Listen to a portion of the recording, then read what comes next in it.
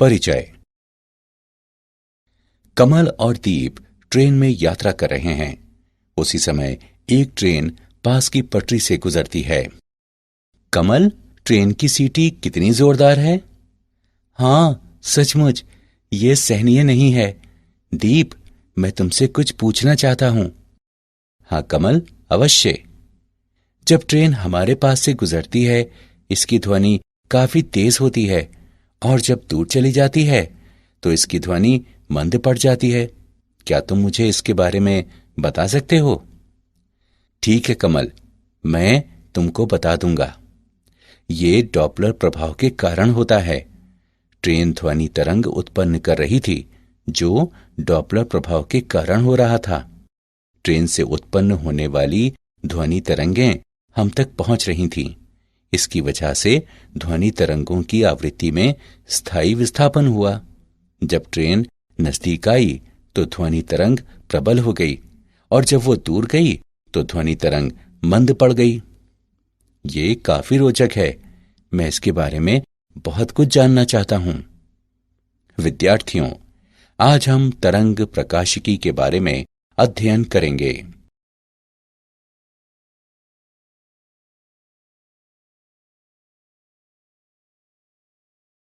उद्देश्य।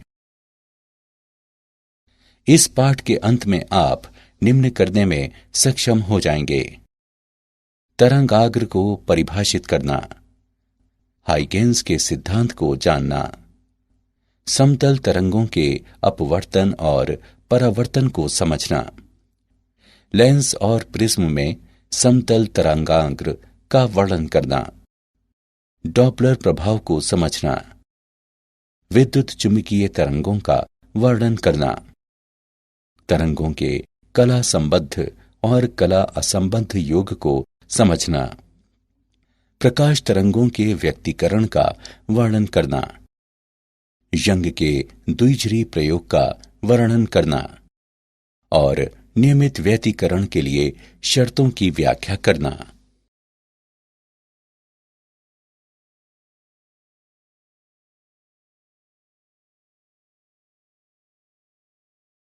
तरंगाग्र। तरंगाग्र को किसी दिए हुए क्षण में समान कला में कंपनकारी माध्यम के सभी कणों के बिंदु पथ के रूप में परिभाषित किया जाता है। तरंगाग्र के अभिलंबवत रेखा को किरण कहते हैं। समान तरंगाग्र पर स्थित किन्हीं दो बिंदुओं के बीच कला का अंतर शून्य होता है। तरंगाग्र का आकार विक्षोभ के स्रोत के आकार पर निर्भर करता है। एक शीर्ष से अगले शीर्ष की दूरी तरंग दैर्घ्य लैम्ब्डा के बराबर होती है। दो क्रमागत तरंगाग्र पर समान कला में किन्हीं दो बिंदुओं पर कला का अंतर 2 पाई होता है। अतः किसी दिए हुए शीर्ष और आद्यंत कला क्रमशः 2n पाई और 2n प्लस 1 पाई हैं, जहां n एक पूर्णांक है।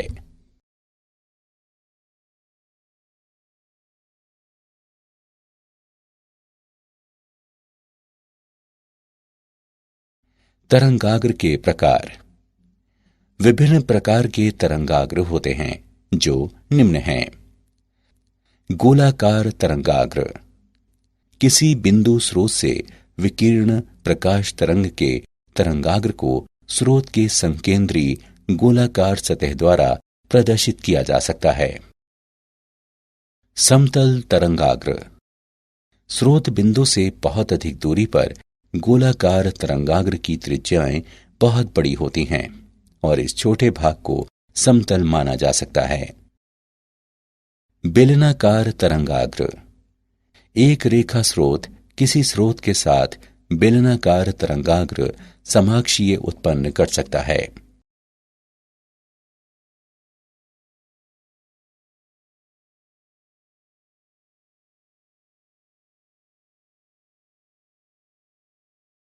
हाइगेंस का सिद्धांत। हाइगेंस का सिद्धांत किसी क्षण नए तरंगाग्र के आकार को पाने के लिए ज्यामितीय रचना है। हाइगेंस का सिद्धांत कुछ समय में नए तरंगाग्र का आकार प्राप्त करने के लिए ज्यामितीय रचना है। इस सिद्धांत के अनुसार तरंगाग्र का प्रत्येक बिंदु गोलीय द्वितीयक तरंगों का स्रोत है। तरंगिका कहलाती है जो विभिन्न दिशाओं में संचरण की गति के साथ उस माध्यम में प्रसारित हो जाती है। बाद के समय में नया तरंगाग्र द्वितीयक तरंगिकाओं की स्पर्शजया है जो द्वितीयक तरंगाग्र का आवरण कहलाता है।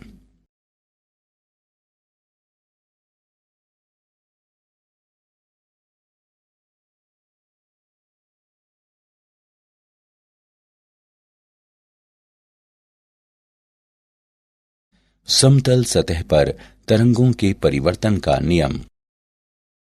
आपतित किरण और लंबरूप के बीच के कोण को आपतन कोण कहते हैं, लेकिन किरण तरंगाग्र के लंबवत और लंबरूप सतह पर अभिलंब है।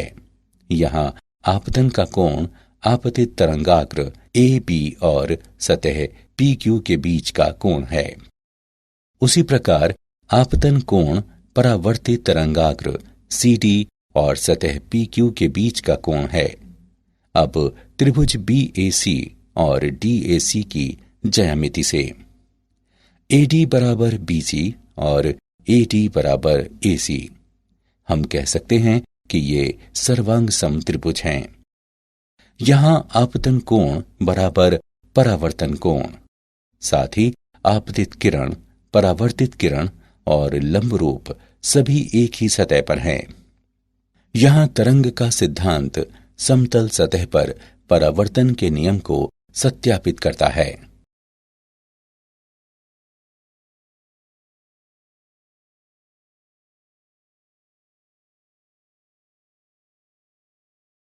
समतल तरंगों का अपवर्तन। मान लीजिए किसी समतल सतह पर समानांतर प्रकाश पुंज आपतित होता है और दो माध्यमों में विभक्त हो जाता है। विभिन्न समय में समतल ए बी, ए1, बी1 और ए2, बी2 पर आपतित तरंगाग्र की स्थितियां हैं।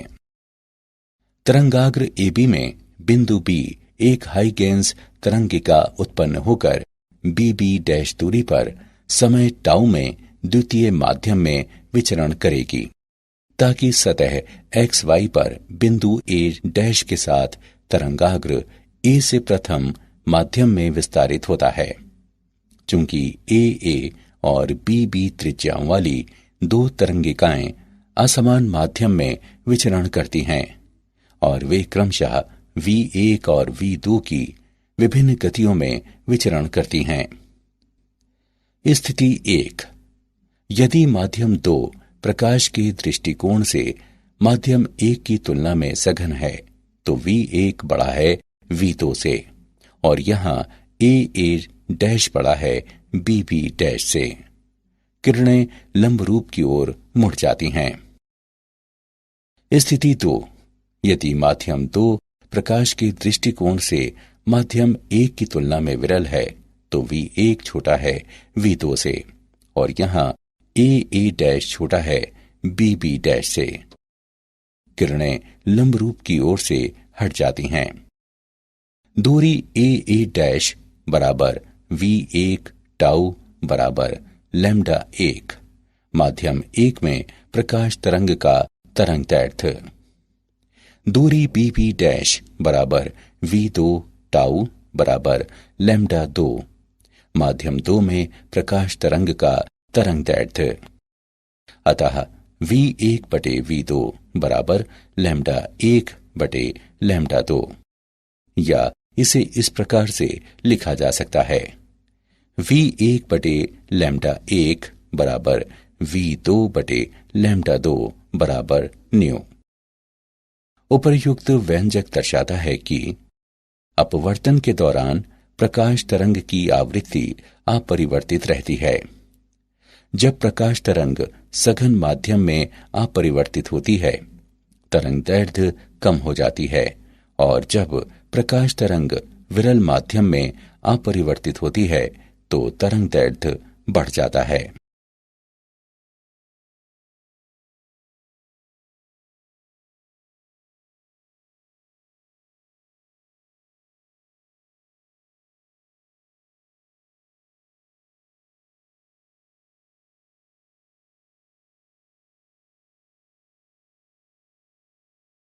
लेंसों में समतल तरंगाग्र। मान लीजिए कोई समतल तरंगाग्र ACB किसी द्वि उत्तल लेंस पर आपतित होता है। हाइगेंस परिकल्पना के अनुसार तरंगाग्र का प्रत्येक बिंदु द्वितीयक तरंग के रूप में काम करता है।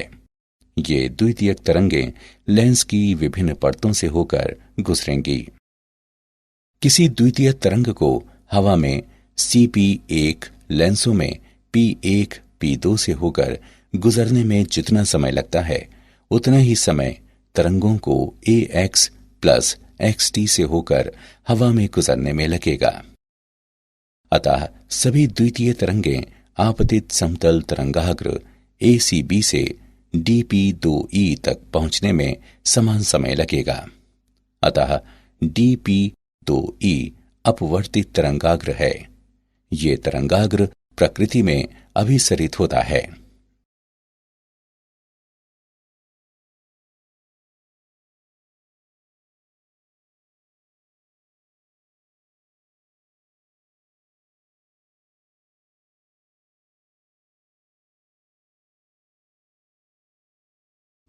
प्रिज्म में समतल तरंगाग्र। मान लीजिए एक समतल तरंगाग्र BD प्रिज्म पर आपतित होता है। हाइगेंस की परिकल्पना के अनुसार तरंगाग्र का प्रत्येक बिंदु द्वितीयक तरंगों के समान काम करता है। ये द्वितीयक तरंगें विभिन्न प्रिज्म की विभिन्न परतों से होकर गुजरेंगी। किसी द्वितीयक तरंग को BC दूरी से प्रिज्म के पदार्थ से होकर गुजरने में जितना समय लगता है उतना ही समय द्वितीयक तरंगों को हवा में दूरी DA प्लस AE तय करने में लगेगा। हवा में तय की गई दूरी स्पष्ट रूप से प्रिज्म में तय की गई दूरी से अधिक है। इसका कारण यह है कि प्रिज्म के पदार्थ में द्वितीयक तरंग का वेग हवा की तुलना में कम है। सभी द्वितीयक तरंगें BD से निकलती हैं और उसी समय हमें CE पर पहुंच जाती हैं। अतः CE निर्गत तरंगाग्र है।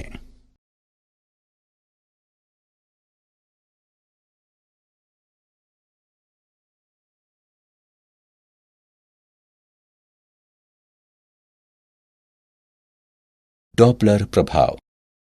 मान लीजिए जब कोई माध्यम न हो तथा स्रोत प्रेक्षक से दूर रहा हो तब बाद के तरंगाग्रों को प्रेक्षक तक पहुंचने में अधिक दूर चलना पड़ता है। इस प्रकार दो उत्तरोत्तर तरंगाग्रों के प्रेक्षक तक पहुंचने में लगने वाला समय स्रोत तक उनके पहुंचने में लगने वाले समय की अपेक्षा अधिक होता है। अतः जब स्रोत प्रेक्षक से दूर हो जाता है तो प्रेक्षक द्वारा मापी जाने वाली आवृत्ति में कमी होगी। ये डॉपलर प्रभाव कहलाता है। जब तरंगों का स्रोत किसी परिवेक्ष के सापेक्ष गतिमान है तो इसे डॉपलर प्रभाव के रूप में जाना जाता है। डॉपलर प्रभाव का वर्णन तरंगों के गतिमान स्रोत के रूप में किया जाता है जहां प्रेक्षक के लिए आवर्त में दृश्य विस्थान होता है।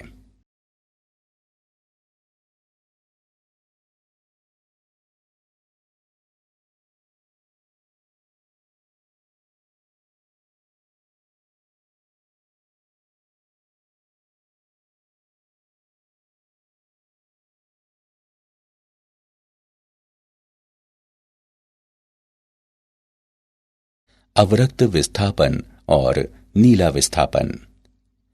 अवरक्त विस्थापन डॉपलर प्रभाव के कारण तरंग दैर्ध्य में वृद्धि अवरक्त विस्थापन जानी जाती है, क्योंकि वर्णक्रम के दृश्य क्षेत्र के मध्य में तरंगाग्र वर्णक्रम के अवरक्त छोर की ओर गमन करता है।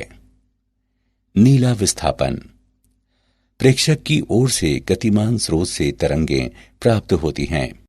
तरंगाग्र के दृश्य में कमी आती है। इसे नीला विस्थापन के रूप में जाना जाता है। डॉपलर विस्थापन को डेल्टा न्यू बटा न्यू बराबर घटाव V सदिश बटा C द्वारा दर्शाया जा सकता है, जहां V सदिश स्रोत और पर्यवेक्षक को जोड़ने वाली रेखा के साथ वेग है।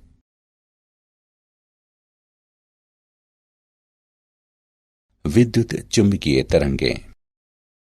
विद्युत और चुंबकीय क्षेत्रों से युक्त ऊर्जा की तरंग को विद्युत चुंबकीय तरंग के रूप में जाना जाता है। विद्युत और चुंबकीय क्षेत्रों में विविधताएं आती हैं। परिणाम स्वरूप वे समान स्थान और समान समय में अपनी उच्चिष्ठ और निम्निष्ठ को प्राप्त करते हैं।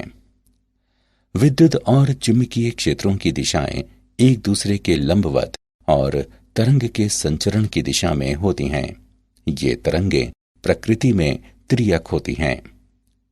तरंगों का कम वेग पूर्ण रूप से माध्यम के विद्युतीय और चुंबकीय गुणों पर निर्भर करता है जिसमें वे विचरण करते हैं। तरंगों का अध्यारोपण। तरंगों का अध्यारोपण व्यक्त करता है कि जब दो या दो से अधिक तरंगें समान माध्यम में समान समय में एक दूसरे को अध्यारोपित कर भ्रमण करती हैं तो इस तरंग के किसी भी क्षण के विस्थापन का परिणाम किसी भी क्षण व्यक्तिगत विस्थापन के सदिश योग के बराबर होता है। मान लिया जाए कि सदिश y1, y2, y3 और इत्यादि में किसी भी क्षण अलग से सक्रिय व्यक्तिगत तरंगों के कारण सदिश विस्थापन होता है तो अध्यारोपण के सिद्धांत के अनुसार उस क्षण परिणामी तरंग का विस्थापन होगा। सदिश y1 plus y2 plus y3 plus इत्यादि।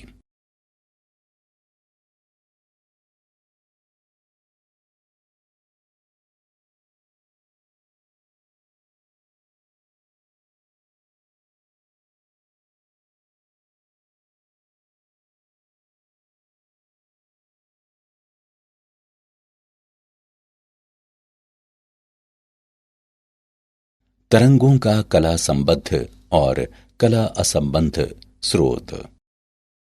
कला संबद्ध प्रकाश का ऐसा स्रोत है जो समान तरंगदैर्घ्य, समान आवृत्ति और समान कला या अचर कला अंतर के तरंग प्रकार उत्सर्जित करता है।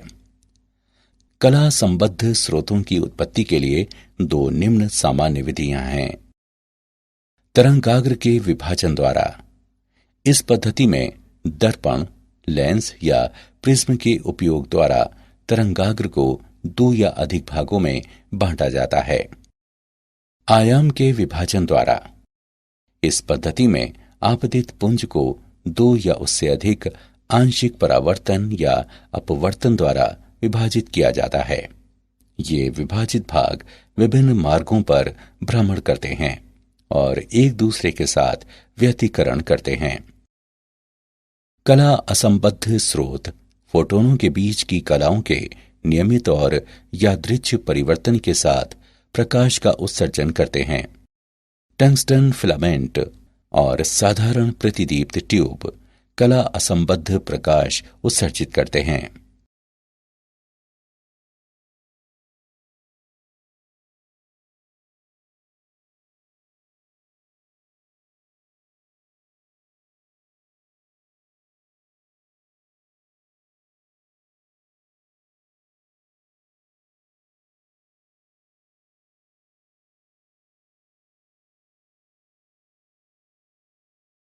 प्रकाश तरंगों का व्यतिकरण।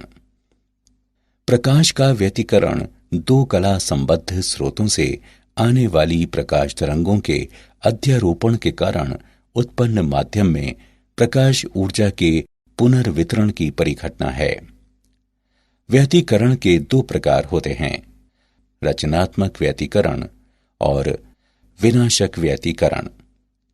किसी बिंदु पर व्यतिकरण रचनात्मक होता है जहां प्रकाश की तीव्रता का परिणाम महत्तम होता है और जहां प्रकाश की तीव्रता का परिणाम न्यूनतम होता है उस बिंदु पर व्यतिकरण विनाशक होता है।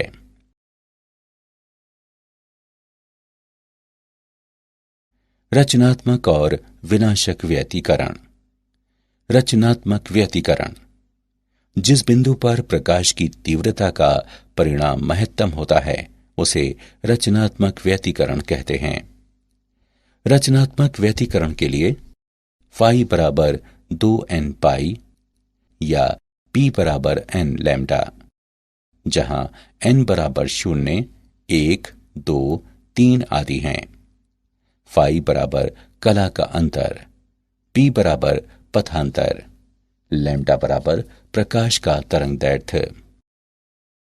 विनाशकारी व्यतिकरण, जहां प्रकाश की तीव्रता का परिणाम न्यूनतम होता है, उस बिंदु पर व्यतिकरण विनाशक कहलाता है। विनाशक व्यतिकरण के लिए फाई बराबर 2n+1 पाई या p बराबर 2n+1 λ/2। यंग का द्विझिरी प्रयोग। यंग के परीक्षण में किसी स्रोत के माध्यम से एक वर्णीय प्रकाश को संकीर्ण झिरी S से गुजरता है और दो नजदीकी संकीर्ण झिरियों S1 और S2 पर S दूरी पर गिरता है। झिरियां S1 और S2 प्रकाश तरंगों के कला संबद्ध स्रोतों के रूप में काम करती हैं और प्रत्येक प्राथमिक स्रोत S से व्युत्पन्न हैं। ये तरंगे विभिन्न बिंदुओं पर रचनात्मकता तथा विनाकारी के रूप में काम करती हैं। ये पर्दे पर विभिन्न बिंदुओं पर प्रत्यावर्ती दीप्त और उदीप्त बैंड की उत्पत्ति करती हैं और पर्दे पर ये व्यतिकरण फ्रिंज कहलाती हैं।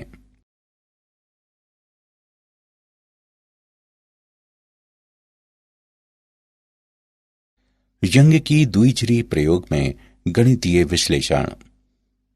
माना S1 और S2 स्रोत से पर्दे की दूरी d और कैपिटल D अलगाव पर कला संबद्ध स्रोत हैं। तब P पर तरंगों के बीच पथांतर y, n और d के गुणनफल d से विभाजित के बराबर है। उच्चिष्ठ डेल्टा बराबर n लैम्डा। nवां उच्चिष्ठ दिया हुआ है nd λ/d। nवां निम्निष्ठ दिया हुआ है n-1/2 d λ/d। फ्रिंज चौड़ाई। फ्रिंज चौड़ाई को दो क्रमागत उच्चिष्ठ और निम्निष्ठ के बीच के अंतर के रूप में परिभाषित किया जा सकता है।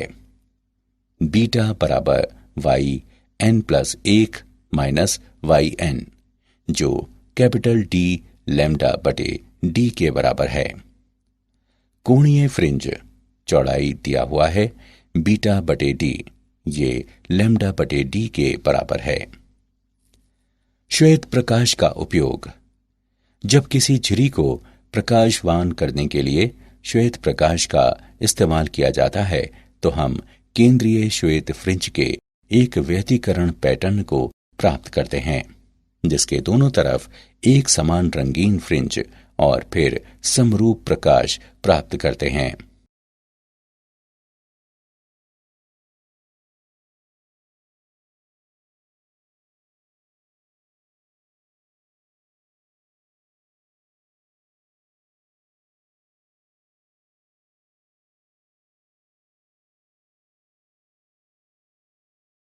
उदाहरण।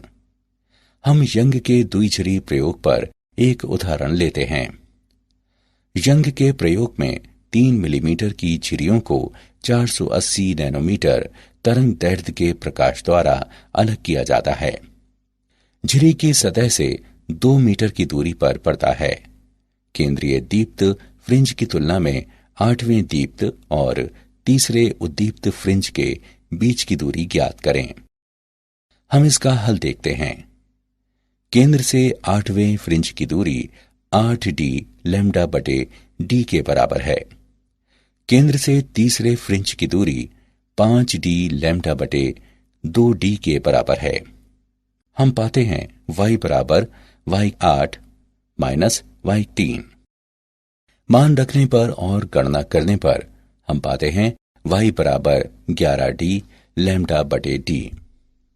उपर्युक्त समीकरण में मान रखने पर तथा गणना करने पर हम पाते हैं y बराबर 3.52 मिलीमीटर।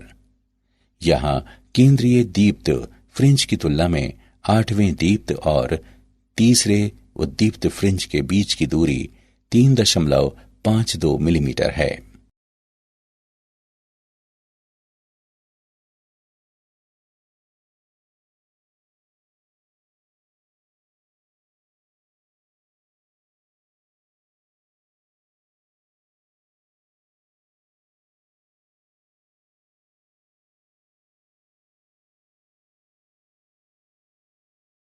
निरंतर व्यतिकरण के लिए शर्तें।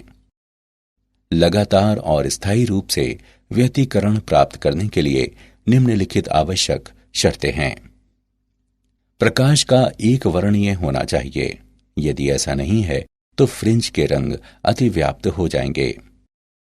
दो स्रोतों के बीच उत्पन्न व्यतिकरण का कला संबद्ध होना आवश्यक है। तरंगों के प्रवाह की वजह से उत्पन्न होने वाले प्रकाश तरंगों का समान तरंगदैर्घ्य और वेग का होना आवश्यक है। दो व्यतिकरण तरंग प्रवाहों का समान समतल पर ध्रुवण होना आवश्यक है। व्यतिकरण फ्रिंज का अच्छी तरह से अवलोकन करें। यह आवश्यक है कि फ्रिंज की पर्याप्त चौड़ाई हो।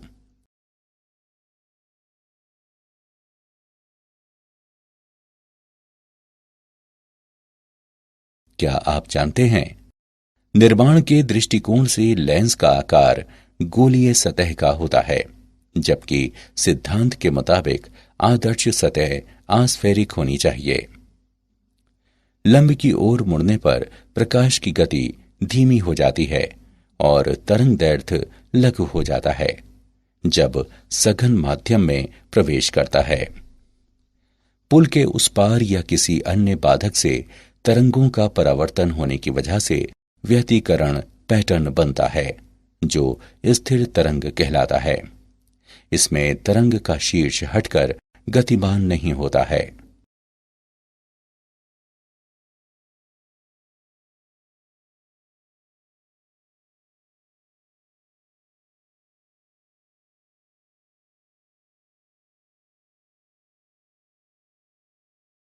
सारांश। आइए हमने जो कुछ सीखा है उसे संक्षेप में दोहराएं। तरंगाग्र को किसी दिए हुए क्षण में समान कला में कंपनकारी माध्यम के सभी कणों के बिंदु पथ के रूप में परिभाषित किया जाता है। तरंगाग्र का प्रत्येक बिंदु गोलीय द्वितीयक तरंगों का स्रोत है। वो तरंगिका कहलाती है। जब तरंगों का स्रोत किसी परिवेश के सापेक्ष गतिमान है तो इसे डॉपलर प्रभाव के रूप में परिभाषित किया जाता है, जहां प्रेक्षक के लिए आवर्त में दृश्य विस्थान होता है। प्रेक्षक की ओर से गतिमान स्रोत से तरंगें प्राप्त होती हैं। तरंगाग्र के दृश्य में कमी आती है। इसे नीला विस्थापन के रूप में जाना जाता है।